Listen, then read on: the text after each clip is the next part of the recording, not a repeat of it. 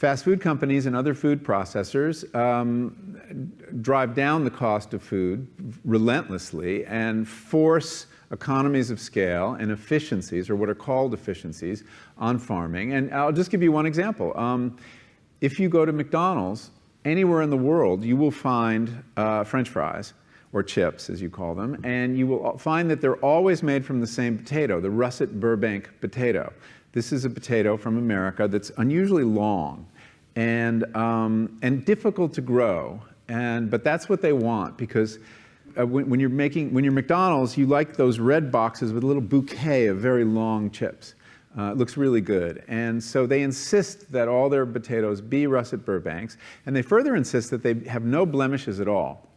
There's a very common defect of Russet Burbank potatoes called net necrosis. And you've seen potatoes with a little brown line sometimes, or spots that come through it. Well, McDonald's won't buy them if your potatoes have that.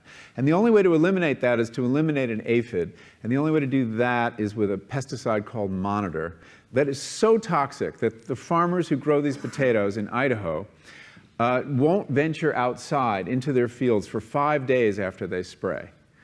And then when they harvest their potatoes, they have to put them in these atmosphere-controlled sheds the size of a football stadium because they're not edible for 6 weeks. They have to off-gas all the chemicals in them. So you see, the desire for a certain kind of chip leads to a certain kind of agriculture. But the other thing on the health side, when I started learning about nutrition, about which, by the way, much less is known than you might think, that the scientific understanding of nutrition is still very primitive.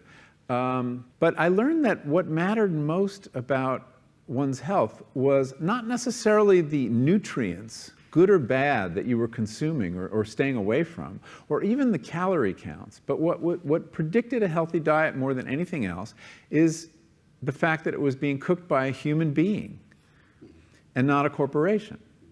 Corporations cook very differently than people do. They use vast amounts of salt, fat, and sugar, much more than you would ever use in your own cooking. And the reason they do that is those are three incredibly attractive and incredibly cheap ingredients. And when they're layered properly, as in a chip or various pastries and forms of junk food, they're incredibly addictive. And in fact, people in the industry, they don't talk about addiction in the food industry, even though they traffic in addiction. They talk about craveability. It's the same thing. And snackability is another term they use, which is a lovely word.